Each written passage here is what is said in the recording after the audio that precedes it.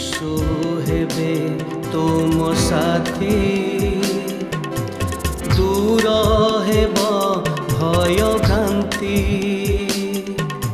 से तो जगतर ज्योति अंधकार हेब इति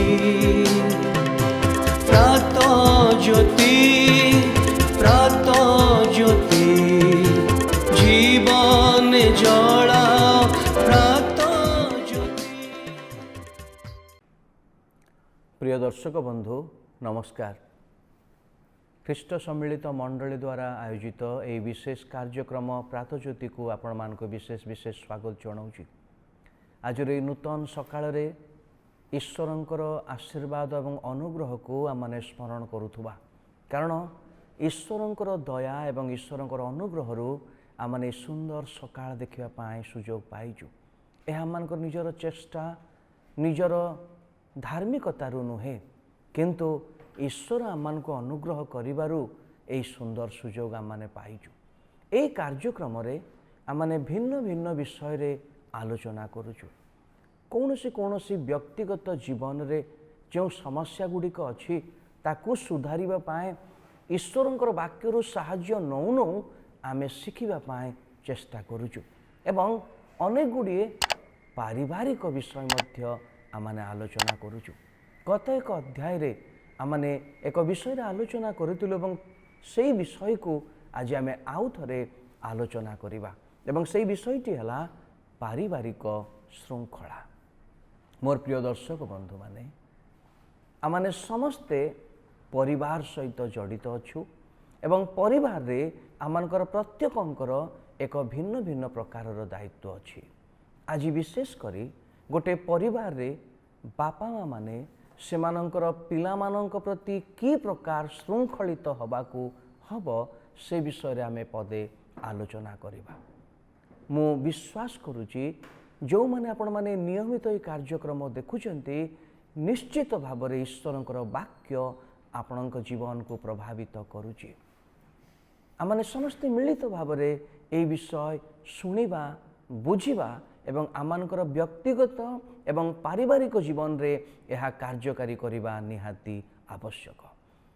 गोटे परिवार रे बापा मांकर भूमिका बड़ गुरुत्वपूर्ण।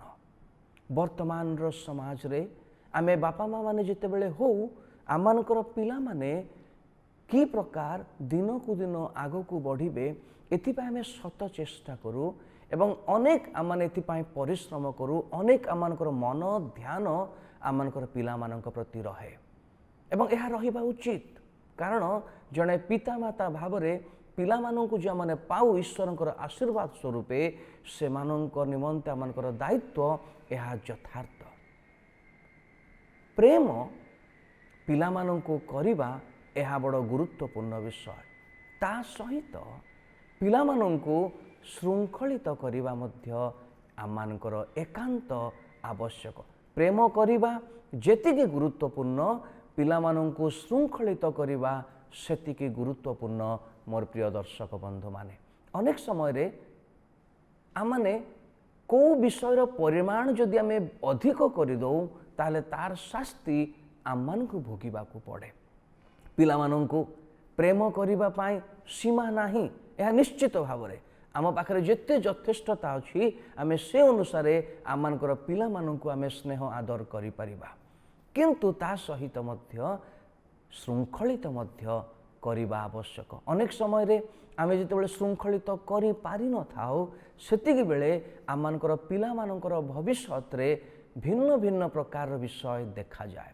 आज यदि पिला माने एक भिन्न प्रकार रास्ता रे जाउछंती एवं सेमानकर भविष्यत रे जदि कोनोसी मंद कार्य से माने लिप्त होउछंती, परवर्ती समय अनुताप करिबा पूर्वरु आमनक जीवन रे सेमानंकु श्रृंखला परिवार रु आरंभ करिबा दरकार। मने रखंतु आपण मानकर पिला मानकर सुनिबार एक बयस सीमा अछि। सेई बयस सीमा मध्यरे जदि आमे सेमानकु परामर्श श्रृंखलार वाक्य श्रृंखलार कथा कहि परिबानी, से माने बढ़ी गला परे आपण सेमानकु किछि कहि परिबेनी। आज समय आपण समय नियंतु एवं आपणकर पिला माननकु ପରାମର୍ଶ କରନ୍ତୁ। ଯଦି ଆପଣଙ୍କ ଦୃଷ୍ଟିରେ ଆପଣଙ୍କର ପିଲାଙ୍କର କୌଣସି କାର୍ଯ୍ୟ ଆପଣଙ୍କୁ ଭଲ ଲାଗୁନାହିଁ, ତାହେଲେ କହିବା ପାଇଁ ସାହସ କରନ୍ତୁ। କିନ୍ତୁ ସେଥିପୂର୍ବରୁ ଆପଣଙ୍କୁ ମଧ୍ୟ ଜଣେ ଆଦର୍ଶ ବାପା ମା ହେବାକୁ ହେବ। ଅନେକ ସମୟରେ ଆମ ଜୀବନରେ କେତେଗୁଡ଼ିଏ ମନ୍ଦ ଅଭ୍ୟାସ ଥିବାରୁ ଆମେ ସେମାନଙ୍କୁ ସାହସର ସହିତ ପରାମର୍ଶ ଦେଇପାରିନଥାଉ। କିନ୍ତୁ ମୋର ପ୍ରିୟ ଦର୍ଶକ ବନ୍ଧୁମାନେ, ଜଣେ ଉତ୍ତମ ବାପା ମା ହେବା ସଙ୍ଗେ ସଙ୍ଗେ ଆପଣଙ୍କର ପିଲାମାନଙ୍କ ପ୍ରତି ଯତ୍ନବାନ ହୁଅନ୍ତୁ ଏବଂ ସଠିକ୍ ସମୟରେ ପରାମର୍ଶ, ଅନୁଯୋଗ ଏବଂ ଶାସନ ବା ଶୃଙ୍ଖଳା ଆପଣମାନେ କରନ୍ତୁ। କାରଣ ପବିତ୍ର ଶାସ୍ତ୍ର ବାଇବଲ ଆମମାନଙ୍କୁ ଏକ ଦୃଢ଼ ପରାମର୍ଶ ଦିଏ।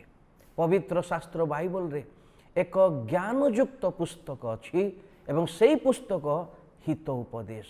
ମୁଁ ଅନେକ ସମୟରେ ଅନେକ ଯୁବା ଯୁବତୀମାନଙ୍କୁ ଏହି ପୁସ୍ତକ ପଢ଼ିବା ପାଇଁ ପରାମର୍ଶ କରେ। ଆଜି ସେହି ପୁସ୍ତକରୁ ଗୋଟିଏ ଅଂଶ ମୁଁ ପଢ଼ିବି, ତାହା ହିତ ଉପଦେଶ 13 ଅଧ୍ୟାୟ ତାର 24 ପଦ।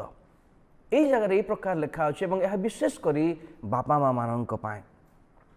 ଯେ ବାଡ଼ି ବ୍ୟବହାର କରିବାକୁ ତ୍ରୁଟି କରେ ସେ ଆପଣା ପୁତ୍ରକୁ ଘୃଣା କରେ, ପୁଣି ଯେ ତାହାକୁ ପ୍ରେମ କରେ ସେ ଯଥା କାଳରେ ଶାସ୍ତି ଦିଏ। ଯେଉଁ ବିଷୟ ଆମେ ଆଲୋଚନା କରୁଛୁ, ଯେଉଁ ବାପା ମାଙ୍କର ପିଲାମାନଙ୍କର ଶୃଙ୍ଖଳା ନିମନ୍ତେ କରିବା ବିଷୟରେ ଆଲୋଚନା କରୁଛୁ, ସେହି ସମାନ ବିଷୟ ଈଶ୍ୱରଙ୍କର ବାକ୍ୟ ଆମମାନଙ୍କୁ ପରାମର୍ଶ କରେ। ଏହି ସ୍ଥାନରେ ଲେଖା ଅଛି, ଯେ ବାଡ଼ି ବ୍ୟବହାର କରିବାକୁ ତ୍ରୁଟି କରେ ସେ ଆପଣା ପୁତ୍ରକୁ ଘୃଣା କରେ ବୋଲି ଲେଖା ଅଛି।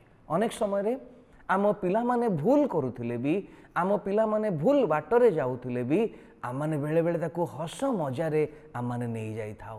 ଆମମାନେ ଏତେ ହାଲୁକା ଭାବରେ ନେଇଥାଉ ଯେ ପିଲାଟି ଆସ୍ତେ ଆସ୍ତେ ଗଭୀର ଭାବରେ ସେହି ମନ୍ଦତାରେ ପଡ଼ିଯାଏ। ତାହା ପ୍ରେମର ସୂଚନା ନୁହେଁ। ମୋର ପ୍ରିୟ ଦର୍ଶକ ବନ୍ଧୁମାନେ, ଯଦି ଅନୁଯୋଗ କରିପାରୁନାହୁଁ ତାହେଲେ ତାହାମାନଙ୍କର ଦୁର୍ବଳତା ବୋଲି ଭାବିବାକୁ ହେବ ଏବଂ ତାହା ଆମମାନଙ୍କର ପିଲାମାନଙ୍କ ପ୍ରତି ଘୃଣାର ବିଷୟ ବୋଲି ପବିତ୍ର ଶାସ୍ତ୍ର କହେ। କିନ୍ତୁ ଲେଖା ଅଛି, ଯେ ତାହାକୁ ପ୍ରେମ କରେ ଅର୍ଥାତ୍ ପିଲାମାନଙ୍କୁ ପ୍ରେମ କରେ ସେ ଯଥା କାଳରେ ସେମାନଙ୍କୁ ଶାସ୍ତି ଦିଏ। ଯଥା କାଳରେ କହିଲେ ଯେତେବେଳେ ଭୁଲ ଦେଖୁଛୁ ଠିକ୍ ସେହି ସମୟରେ ପରାମର୍ଶ କରିବା ପାଇଁ ତ୍ରୁଟି କରନ୍ତୁ ନାହିଁ। କାରଣ ତ୍ରୁଟି ବା ଭୁଲ ପିଲାମାନଙ୍କର ଦେଖୁ ଦେଖୁ ଯଦି ଆମେ ପରାମର୍ଶ କରୁନାହୁଁ, ତାହା ଆସ୍ତେ ଆସ୍ତେ ଆସ୍ତେ ବଡ଼ ଆକାର ଧାରଣ କରିବ। ସେ ସମୟରେ ଆପଣ କିଛି କରିପାରିବେ ନାହିଁ। ମୋର ପ୍ରତ୍ୟେକ ପିତାମାତାଙ୍କୁ ଏହି ପରାମର୍ଶ, ଈଶ୍ୱରଙ୍କର ବାକ୍ୟ ଏହି ପରାମର୍ଶ ଦିଏ ଯେ ନିଜର ପିଲାମାନଙ୍କ ପ୍ରତି ଯତ୍ନବାନ, ପ୍ରେମ କରିବା ଶିଖିବା ଏବଂ ସେମାନଙ୍କୁ ଯଥା କାଳରେ ଉତ୍ତମ ଶୃଙ୍ଖଳା ଆପଣମାନେ ଦେଇପାରିବେ। ସେମାନଙ୍କୁ ହୁଏତ ଆଜି କଷ୍ଟ ହୋଇପାରେ, କିନ୍ତୁ ଆସନ୍ତାକାଲି ସେମାନଙ୍କର ଜୀବନ ସୁନ୍ଦର ହୋଇଯିବ, ଯେଉଁ ଜୀବନ ଆପଣ ଦେଖିବା ପାଇଁ ଚାହାନ୍ତି। ଆପଣ କ'ଣ ଏହି କାର୍ଯ୍ୟ କରିବା ପାଇଁ ଆଜି ପ୍ରସ୍ତୁତ ଅଛନ୍ତି କି? ପ୍ରଭୁ ଆପଣମାନଙ୍କୁ ସେହି ସାହସ ଦିଅନ୍ତୁ। ପ୍ରଭୁ ଆମମାନଙ୍କୁ ଆଶୀର୍ବାଦ କରନ୍ତୁ। ଧନ୍ୟବାଦ।